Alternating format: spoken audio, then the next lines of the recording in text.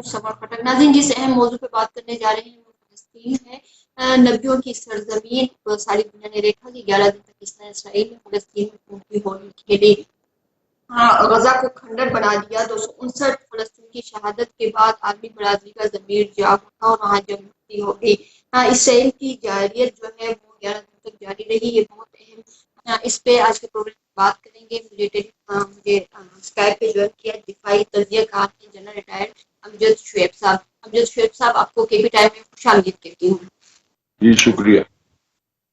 سر، اسرائیل کی جارحیت اس طرح سے دیکھ 17 سال سے چلی آ رہی ہے، اور اسی طرح اقوام متحدہ میں اجلاس بھی ہوتے ہیں، قراردادیں بھی پیش ہوتی ہیں، پھر کچھ عرصہ سکون رہتا ہے، بریک آ جاتا ہے، لیکن اس کے بعد پھر یہ سٹارٹ ہو جاتا ہے۔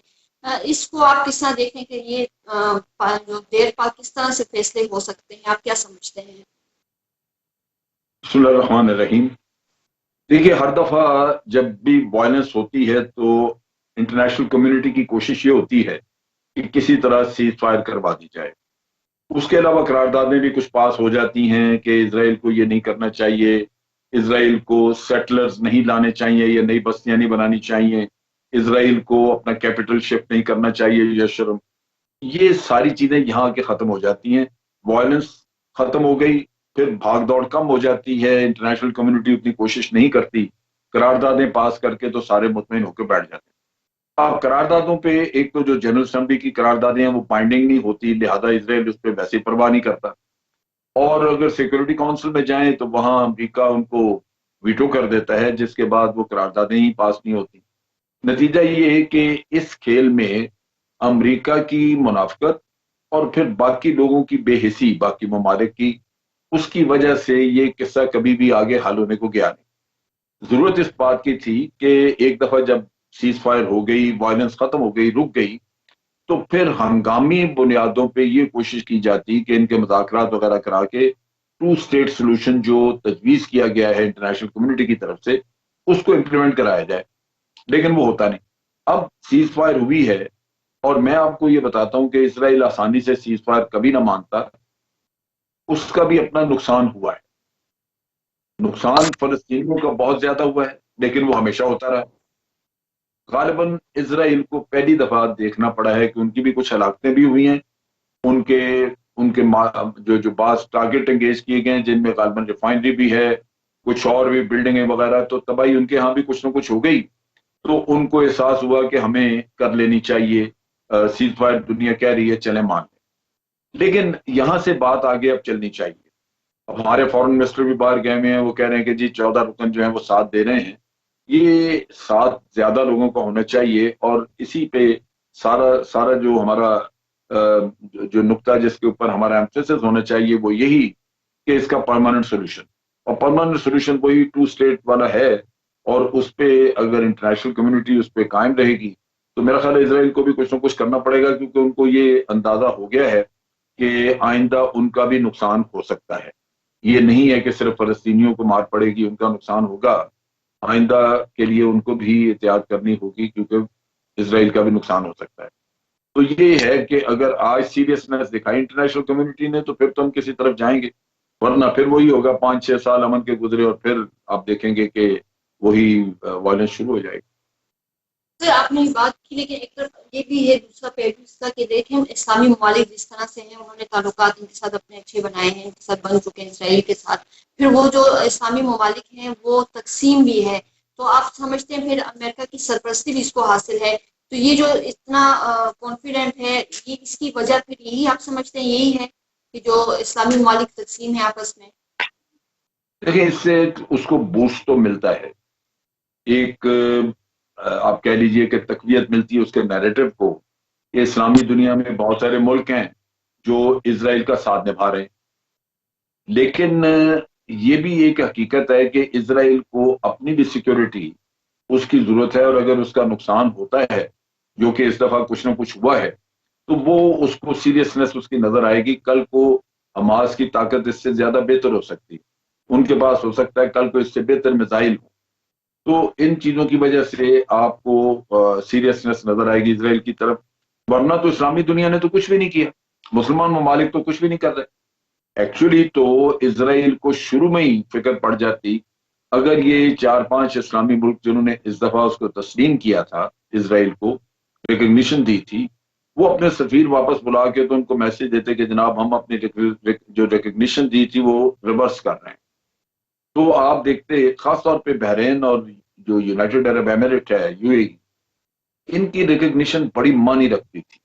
اس کی وجہ یہ ہے کہ یہ دونوں ایران کے بڑے قریب ہیں، اور یہاں پہ ہر حالت میں اسرائیل چاہتا تھا کہ اس کو کوئی نہ کوئی پاؤں جمانے کی جگہ ملے تاکہ وہ ایران پہ نظر رکھ سکے، تو اپنی وہاں پہ انٹیلیجنس کا سیٹ اپ اور اپنے اکوپمنٹ وغیرہ لا سکتے تھے وہ، اور ہو سکتا ہے لانے کا کام شروع کر دیا۔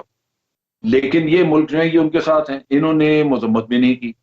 اگر یہ دونوں ملک ہی صرف اس کی ریکگنیشن کو ریورس کر دیتے تو اسرائیل کو فکر پڑ جاتی کہ جو اس نے سالہ سال کی ڈپلومیسی کے بعد یہ سکسیس حاصل کی تھی وہ اس کے ہاتھ سے نکل گئی، تو یہ ہوا نہیں۔ تو اور پھر یہ کہ معاشی پریشر بھی ہو سکتا تھا اگر یہ 57 مسلم کنٹریز مل کے یہ عہد کرتے کہ ہم نے اسرائیل سے کوئی چیز امپورٹ نہیں کرنی، تو اسرائیل کو اس میں بھی اس کی اکانومی پہ اچھا خاصا اثر پڑتا، کیونکہ اس کے جو قریبی ملک ہیں، عرب ملک، مصر ہے، شام ہے، اردن ہے، لبنان اور یہ آس پاس جو عراق وغیرہ، یہاں پہ بہت کچھ آتا ہے اسرائیل کی طرف سے۔ لیکن وہی بات ہے کہ جب آپ کے اپنے اندر صفوں میں اتحاد نہ ہو تو پھر آپ کا جو سٹانس ہے وہ کمزور سٹانس ہوتا ہے، کیونکہ اپنے اپنے مفادات کی روشنی میں آپ مرتب کرتے ہیں اس کو۔ تو یہ ہمارا المیہ رہا ہے۔ جنرل صاحب، یہ جو ایک پروپوزل آیا ہے انٹرنیشنل پروٹیکشن فورس کا، اور اس کا انیشیٹو تو پہلے ٹرکی نے ہی لیا تھا، اگر یہ اسرائیل میں وہاں پہ فلسطین میں ڈپلوائے ہو جاتا ہے تو آپ کیا سمجھتے ہیں اسرائیل کو مزید ایگریشن سے یہ ریکارڈ کرے گا؟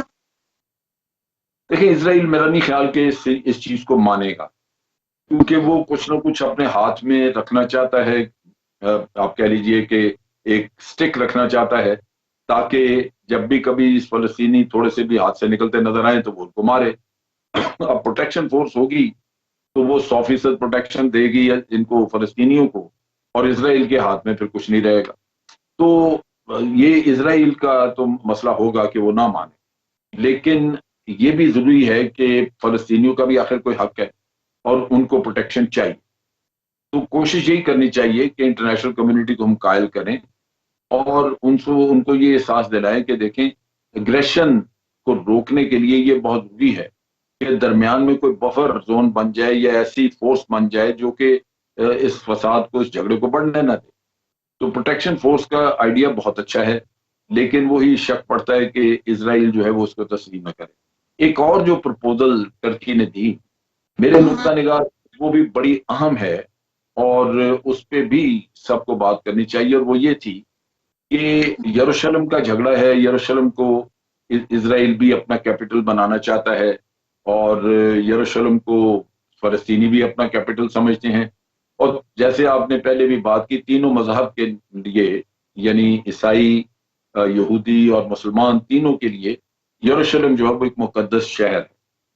تو اس کو کیوں نہ ایک انٹرنیشنل سٹی بنا دیا جائے جہاں تینوں مذہب کے لوگ مل کے اس کی مینجمنٹ، ایڈمنسٹریشن وغیرہ کریں، تینوں مذہب کے لوگ اپنے اپنے نمائندے وہاں دے دیں اور اس کا انتظام جو وہ ان کے پاس چلا جائے، تاکہ وہاں پہ فریلی عرب بھی یہ مسلمان بھی آ سکیں، عیسائی بھی آ سکیں، یہودی بھی آ سکیں۔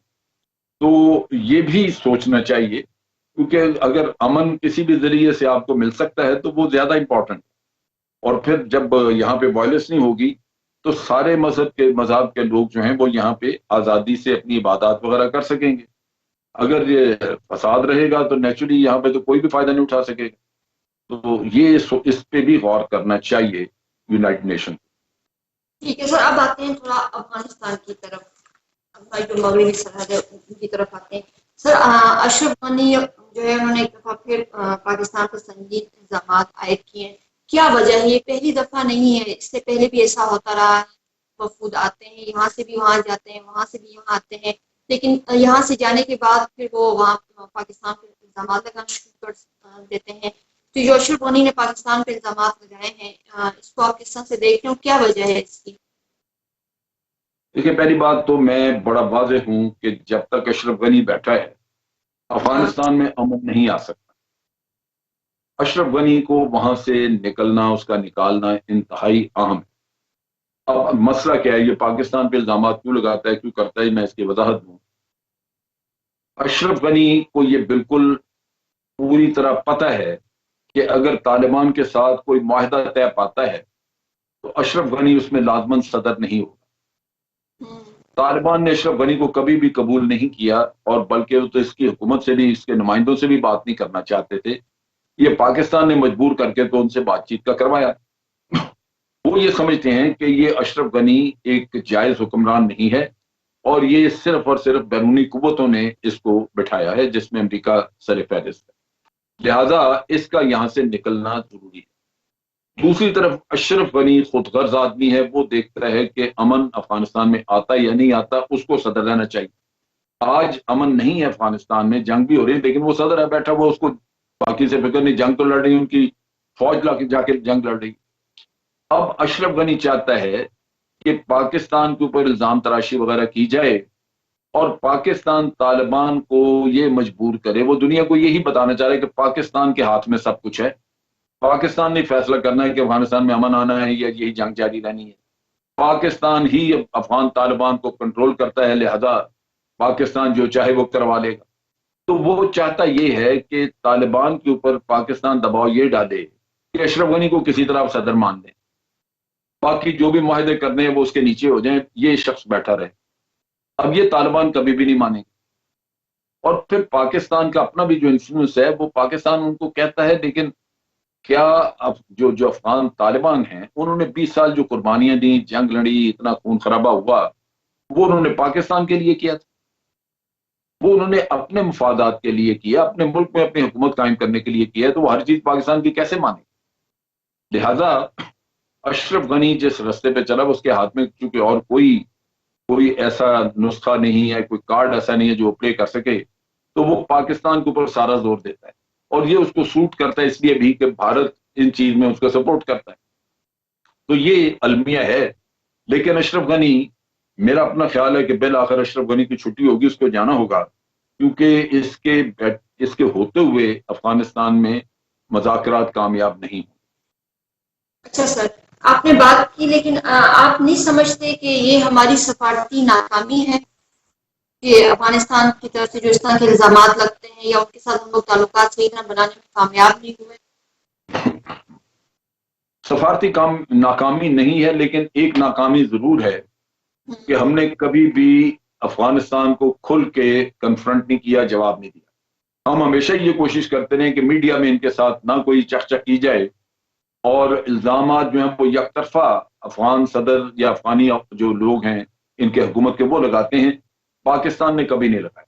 پاکستان، حالانکہ ہم نے جو پیچھے ڈوزیئر دیا تھا ٹیررزم کے بارے میں، اس میں انہوں نے بتایا تھا کہ 66 کیمپ ہیں جو این ڈی ایس اور را چلا رہی ہے، دہشت گردوں کے 66 کیمپ افغانستان میں موجود ہیں۔ اگر پاکستان جھگڑا ہی کھڑا کرنا چاہے تو اشرف غنی کو منہ پہ مارا جا سکتا ہے کہ تمہیں شرم آنی چاہیے، سارا ٹیررزم تم پاکستان میں کروا رہے ہو وہاں سے، اور ہمیں کہہ دیتے ہو کہ یہ ہماری رٹ نہیں ہے۔ رٹ کیسے نہیں ہے؟ ابھی یہ تیرے کیمپ ہے پورے ملک میں، تم نے پھیلائے۔ تو آپ لوگوں کا ایک اسٹریٹجک پارٹنرشپ کا ایگریمنٹ ہے بھارت کے ساتھ، اس کے تحت آپ ان کی انٹیلیجنس اور را دونوں مل کے یہ کام کر رہے ہیں۔ تو پاکستان نے یہ بھی کبھی ان کو جواب نہیں دیا، اور نہ ہی پاکستان نے کبھی یہ کہا کہ بھی آپ نے الزام لگایا ہے تو آئے پھر ثابت کریں۔ آپ نے کہا جی ہم ایک نیٹ ورک چلا رہے ہیں، آپ نے کہہ دیا، اب ثبوت کے در آپ کے پاس۔ تو پاکستان نے کنفرنٹ کیا۔ میرے نقطہ نگاہ سے تو اب وقت آ چکا ہے کہ اشرف غنی کو اس کی اوقات دکھائی جائے، اس سے سوالات کیے جائیں، اس سے جوابات مانگے جائیں، جو ٹیررزم وہاں سے ہوتا ہے اس کا کھل کے بتایا جائے۔ اگر ہم نہیں بتائیں گے، دنیا میں ہمارا امیج خراب ہوگا، اشرف غنی کی بات سنی جائے گی۔ یہ اب وقت ہے کہ اشرف غنی کی بات کا ترکی بہ ترکی جواب دیا جائے، اور وہ پاکستان کر نہیں رہا ابھی تک۔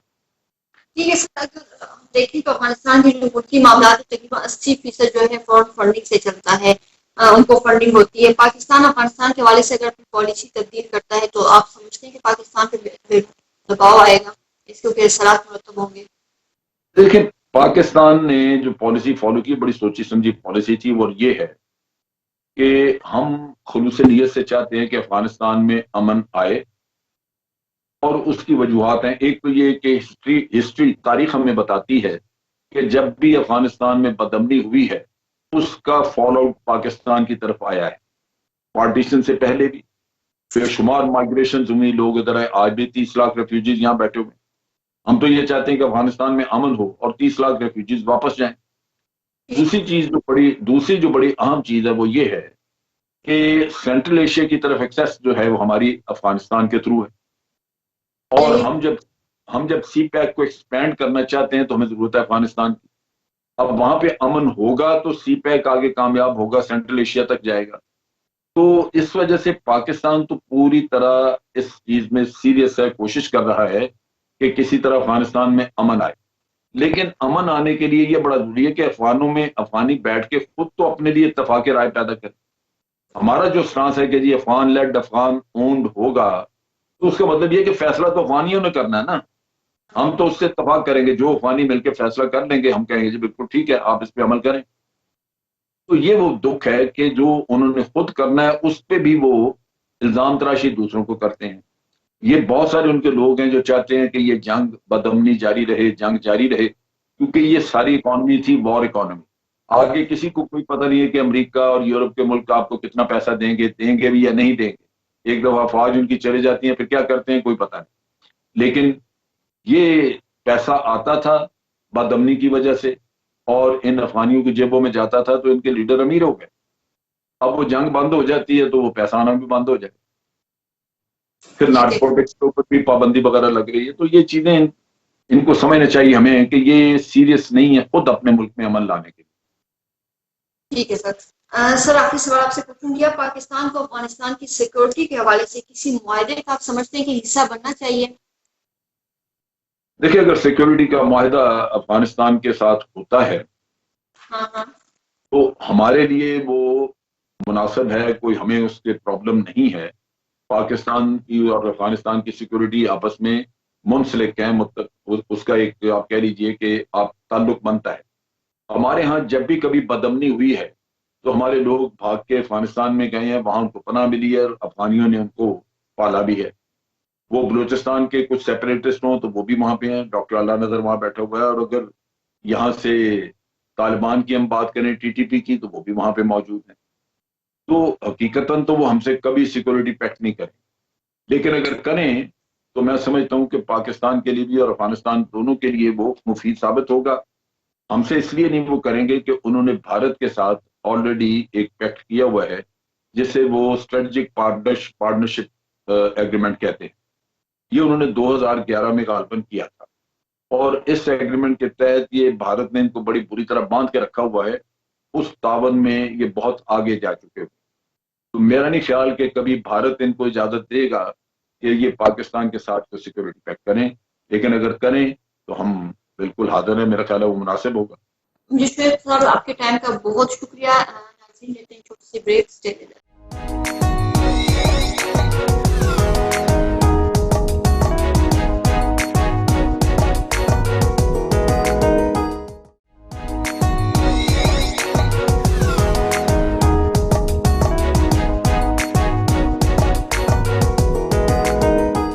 Welcome back.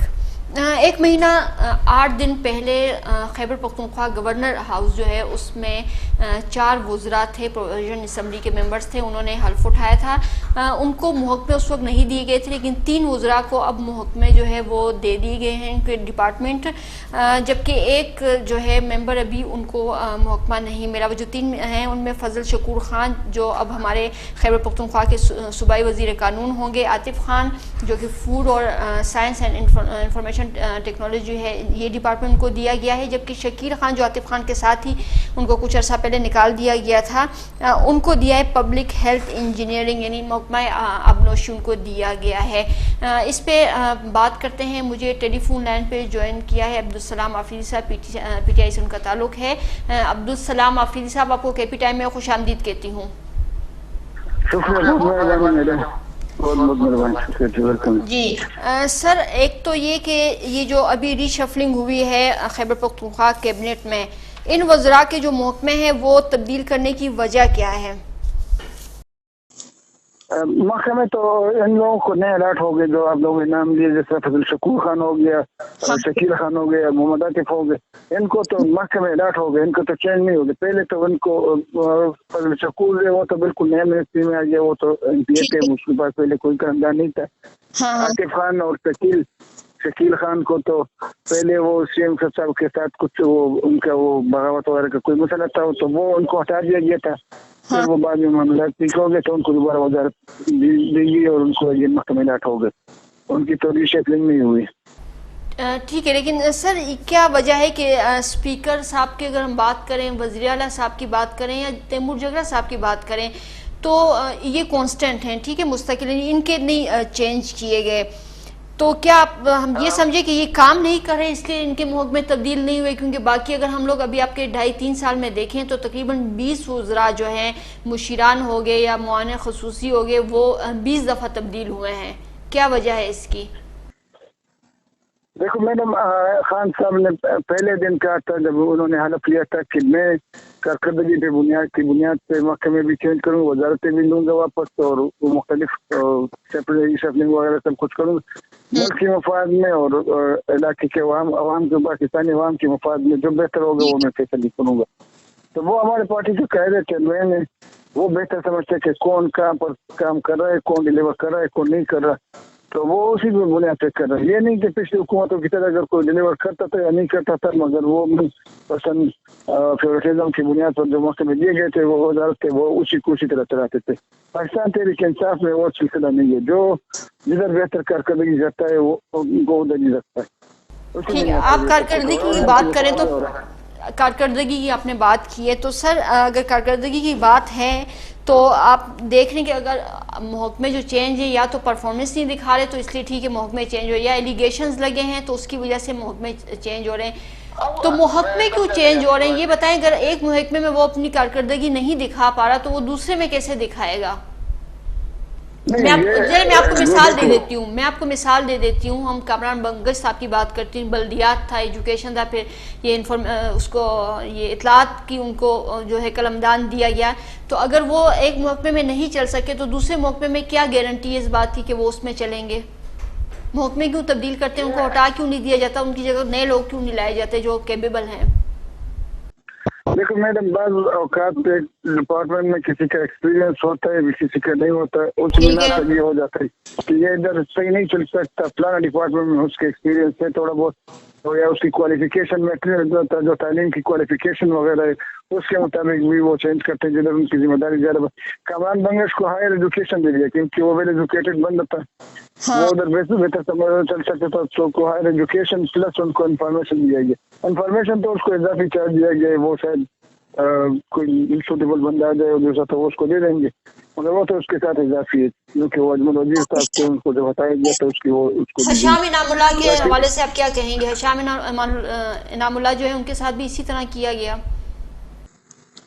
ہاں بالکل، اس کے پاس پہلے ہیلتھ تھا، بالکل سوشل ویلفیئر اس کو دیا گیا، مگر وہ یہ تو میں نے آپ کو کہہ دیا تھا کہ خان صاحب جو تھے وہ ملک کی مفاد اور قومی مفاد کے مطابق فیصلے کرتے ہیں، جو ملک کی مفاد اور عوام کی مفاد میں جو بہتر ہو وہ کرتے، وہ یہ نہیں کہتا کہ بندہ میرا قریبی یا خفا ہو جائے گا یا ناراض ہو جائے گا، بس وہ ہمارے عوامی مفاد کے مطابق فیصلے کرتے ہیں، کیونکہ عمران خان جیسا قوم اور ملک کے ساتھ مخلص بندہ پورے پاکستان میں آپ کو کہیں نہیں ملے گا۔ آپ نہیں سمجھتے کہ اس طرح جو وزراء ایک محکمے سے اٹھا کے دوسرے محکمے میں ان کو بھیج دیا جاتا ہے ڈپارٹمنٹ میں، اور پھر یہ ہے کہ ابھی وہ وزیر ایک جو ڈپارٹمنٹ ہے اس کو وہ سمجھ بھی نہیں پاتا، 3-4 مہینے بمشکل رہتا ہے، ابھی اس کو سمجھ بھی نہیں پاتا، اور جب سمجھ آنا اس کو شروع ہوتا ہے تو اٹھا کے دوسرے محکمے میں ڈال دیا جاتا ہے، تو آپ نہیں سمجھتے اس طرح ان کی کارکردگی اور محکمے کی ساری چیزیں ڈسٹرب ہو جاتی ہیں، ان کی کارکردگی پہ بھی اثر پڑتا ہے؟ آپ کی بات صحیح بھی ہے کہ ایک بندہ ایک جگہ پہ آ جاتا ہے، وہ اس کو سمجھنے کی کوشش کرتا ہے، اس کو سمجھ اس کی لگتی ہے اور پھر اس کو ہٹانا مگر دوسری طرف اگر اس کے جو دوسرے فیکٹر ہے کہ وہ ادھر جب ہمارے پارٹی لیڈرشپ جو ہے چیئرمین صاحب پی ایم پاکستان جو ہے وہ سمجھتے ہیں کہ اتنا عرصہ ہو گیا یہ اس میں ابھی تک ایڈجسٹ نہیں ہو سکا، اس لیے اس کو ہم چینج کر کے دوسرے محکمے لے جاتے ہیں، اس محکمے کے لیے دوسرا کوئی سوٹیبل بندہ جو بہتر طریقے سے وہ اس کو چلا سکے اس کو لے آتے ہیں۔ سر فیصل امین گنڈاپور جو ہے انہوں نے بھی ابھی تک حلف نہیں اٹھایا، امین گنڈاپور کے بھائی ہیں، اس کی کیا وجہ ہے؟ کیا ابھی مزید آگے اس کو صرف پورٹ فولیو نہیں دیا گیا، ابھی تک پورٹ فولیو اس کو مل جائے گا انشاءاللہ۔ ہاں پورٹ فولیو ان کو نہیں دیا گیا، تو آپ سمجھیں کہ ابھی گنجائش ہے، ابھی مزید ریشفلنگ ہوگی، نئے لوگ آئیں گے؟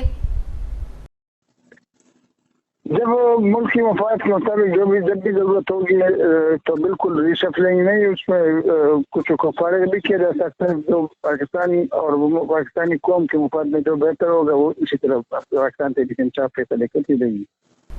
تو یہ کہا جا رہا ہے کہ ابھی کچھ ایسے ہیں ڈپارٹمنٹ جس میں چینجز آنی ہے، تو آپ کچھ ہمیں تھوڑا بتائیں گے کہ کہاں چینجز اور کب؟ میں سمجھا نہیں آپ کی بات۔ یہ ابھی جو ہے نا آگے ہم کہہ رہے ہیں کہ ابھی اور بھی مشیران کچھ نئے معاون خصوصی اور جو وہ ہیں وزراء ہیں وہ چینجز آ رہی ہیں ان میں مزید، تو کیا ابھی کیبنٹ میں مزید چینجز آنی ہے اور کب تک یہ ہوگا؟ مجھے اس کے بارے میں کوئی ایڈوانس میں کوئی معلومات تو نہیں ہے ڈیٹیل کے ساتھ، مگر ابھی جو کچھ ہو گئے جس طرح عاطف و شکیل وغیرہ کو جو عہدے دیے گئے، اس کے ساتھ جیل خانہ جات کا جو ایڈوائزر تھا وہ چینج ہو گیا۔ بالکل وہ ادھر جو شفیع اللہ صاحب کے جو دیو سے تعلق رکھتا ہے ہمارے، اس کے پاس پہلے اس کا اینٹی کرپشن کی ایڈوائزری تھی، وہ ایڈوائزر کا چینج کیا، ابھی اس کو جیل خانہ جات دیا گیا، تو اس طرح وہ کچھ چینجز وغیرہ اس میں ایک دو ہو گئی۔ تو آپ سمجھتے ہیں کہ ان چینجز، آپ سمجھتے ہیں کہ یہ جو تبدیلیاں ہو رہی ہیں اس سے خیبر پختونخوا کے عوام کو، لوگوں کو کوئی فائدہ پہنچے گا، یا ان تبدیلیوں کا کیا اثر؟ یہ تو عوامی فائدے کے لیے ہو رہا ہے، کون کدھر صحیح ڈیلیور کر رہا ہے اس کو وہی لے آتا ہے۔ ہاں تو ابھی جو جتنے چینج ہوئے ہیں آپ کیا سمجھتے ہیں کہ انہوں نے صحیح ڈیلیور کیا ہے؟ بالکل، جب وہ ہیلتھ منسٹری اس کے پاس تھا تیمور جگہ کے پاس، تیمور جگہ بہت بہترین طریقے سے چلا رہا ہے۔ عبدالسلام صاحب آپ کو بھی معلوم ہے، ہمیں بھی معلوم ہے، میرا تعلق بھی خیبر پختونخوا سے ہے، کرونا کے بعد جو صورتحال ہوئی، آکسیجن کا کتنا بڑا ایشو وہاں کریٹ ہوا، صرف پہلی ویو میں نہیں، اب تیسری ویو جو ہے وہ آ گئی، چوتھی۔ اب تک ہم دیکھیں، اب تک تو کم از کم ان کی پرفارمنس بہتر ہونی چاہیے تھی، چیزیں پرووائڈ کرنی چاہیے تھی، ابھی تک نہیں ہوا۔ میڈم دیکھو بات یہ ہے کہ یہ جو ہمارے ہاسپٹل تھے، بلکہ صرف پاکستان کے نہیں پوری دنیا کے جو ہاسپٹل تھے وہ جنرل پیشنٹ کے لیے بنے ہوئے تھے، اس طرح وبا سے نمٹنے کے لیے وہ کے لیے کوئی بھی ملک تیار نہیں تھا۔ امریکہ جیسے ملک جو سب سے مضبوط معیشت کے لحاظ سے اور سب سے زیادہ ترقی یافتہ ملک ہے، وہاں پر ماسک کو شارٹ پڑ گئی تھی، یہ تو ایک وبا آئی تھی، اور صرف ایک دن ہوا تھا، وہ بھی ادھر جو اسٹاف کا ریسپانسبل تھا تو صرف اس کی وجہ سے آکسیجن شارٹ نہیں تھا، صرف وہ اسٹاف وغیرہ حاضر تھا، اسٹور کا جو ریسپانسبل اسٹاف تھا، اس وجہ سے صرف ایک دن وہ مسئلہ بنا تھا، باقی تو ایسا کوئی شارٹیج، کسی چیز کا شارٹیج نہیں آیا، نہ کیسے وبا جب اس قوم پہ آتے ہیں تو میں نے آپ کو مثال امریکہ کی بھی وہاں پر شارٹیج ہو، انڈیا سب سے ہم سے 5 گنا بڑا ملک ہے، انڈیا میں کتنی شارٹیج آ رہی ہے۔ ہاں ٹھیک، دیکھیں اب کہیں کہا جا رہا ہے کہ آپ لوگ احتساب کے ایک سلوگن لے کے آئے تھے اقتدار میں، اب کہہ رہے ہیں کہ نہ، ہاں بالکل لے کے آئے تھے، نہ تو احتساب ہوا اور نہ ہی آپ لوگوں سے اکانومی چل سکی، کیا کہیں گے؟ اگر ہم اپنے صوبے کی بات کریں، خیبر پختونخوا کے حوالے سے بات، آپ اس کی اکانومی۔ اچھا دیکھو میڈم، احتساب عدالتوں کا کام ہے، ابھی عدالت کس کو سزا دے رہی ہے کس کو نہیں، پاکستان تحریک انصاف نے اپنے سینئر اور مرکزی اداروں تک معاف نہیں کی، عدالتوں کے سامنے کر دی، جس طرح ابھی جہانگیر ترین صاحب آپ دیکھ رہے ہیں۔ سر تھوڑا ایگزامپل دے دوں، اور وہ ابھی عدالتوں کا کام ہے کس کو سزا دیتی ہے، عمران خان نے تو جو قوم سے وعدہ کیا تھا احتساب کا، زرداری صاحب، نواز شریف، جو بھی تھے جنہوں نے ملک کو لوٹا تھا، ان سب کے مقدمات انہوں نے بنا کیا، اور پاکستان جو گورنمنٹ کی ایجنسیز تھی، انویسٹیگیشن ایجنسیز، انہوں نے اپنا کام پورا کر دیا، ابھی عدالت کا کام ہے ان کو سزا دینا، ان کو بری کرنا، इस अदालत ने 5 रुपए के स्टाम्प पे नवाज शरीफ को बाहर जाने की इजाजत दे दी। पाकिस्तान गवर्नमेंट को नहीं दे दी। पाकिस्तान गवर्नमेंट तो उससे 7 अरब रुपए के मुचलके मांग रहे थे। कोर्ट ने 5 रुपए के स्टाम्प पे उसको इजाजत दे दी तो वो गवर्नमेंट पर बेबस था, कोर्ट नहीं कर सकता था, वो चला गया। इस तरह लोग रहते। साहब तो गवर्नमेंट का काम नहीं है, साहब तो अभी अदालत का काम है। गवर्नमेंट का एहतसाब में जितना काम था गवर्नमेंट ने वो अपना पूरा कर दिया। उन सबको एहतसाब के कड़े में कर दिया, अदालत के कड़े में कटहरे में। अभी अदालत का काम है कि वो उनसे काम दे। बाकी कानून है इनका अपनी बात की।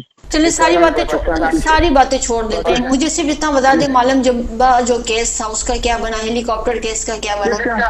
मालम जब्बा केस जो है, मालम जब्बा के केस वो में चल रहा है। वो तो कोई उसको उन गुनाहों को कोई माफी तो नहीं मिली, वो केस खत्म तो नहीं हुए। तो क्या उसका कोई नतीजा निकला, कोई मुंतकी इंजाम तक तो नहीं पहुंचा?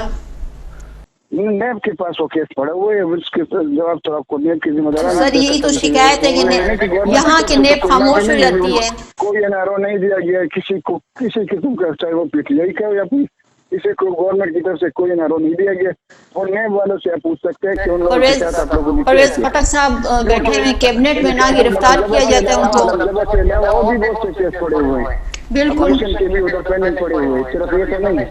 नहीं, ये पोजीशन के भी हैं, आपकी हुकूमत के जो बहुत से वज़रा हैं उनके भी हैं, अपने लोगों के भी हैं। हम तो सिर्फ आपकी बात नहीं कर रहे, हम ये भी कह रहे हैं कि अपोजिशन के भी केसेस हैं, लेकिन एहतिसाब अक्रॉस द बोर्ड होना चाहिए ना। गवर्नमेंट ने अगर इनको एनआरओ दिया होती तो फिर गवर्नमेंट जिम्मेदार। गवर्नमेंट ने एनआरओ नहीं दिया। अभी अगर केस में डिले आ रहा है तो वो तो उनका काम है, कोर्ट्स का काम है, नेब का काम है कि वो क्यों डिले हो रहे केस। चाहिए कि उनको फौरन वो कर रहे हैं, उसको फैसले की तरफ ले आएगा। ये तो जरूर होना चाहिए। जिस तरह गवर्नमेंट एहतिसाब की काम के लिए हर वक्त बोलती रहती है और काम करती है, एजेंसियां भी करती है, एहतिसाब लोगों का वो केसेस बना के उनको पेश किए हुए कोर्ट्स में, तो कोर्ट्स का भी जिम्मेदारी बनती है पाकिस्तानी शहरी होने की। इससे तो वो भी पाकिस्तानी शहरी कोर्ट में जो रिस्पॉन्सिबल है कि वो भी अपनी जिम्मेदारियां पूरी करे और केसेस को हक में इंजाम तक पहुंचाए। अब्दुल सलाम साहब, आपका बहुत शुक्रिया। प्रोग्राम का टाइम खत्म हुआ है। नाज़रीन, अब तक के लिए इतना ही। अल्लाह पामान।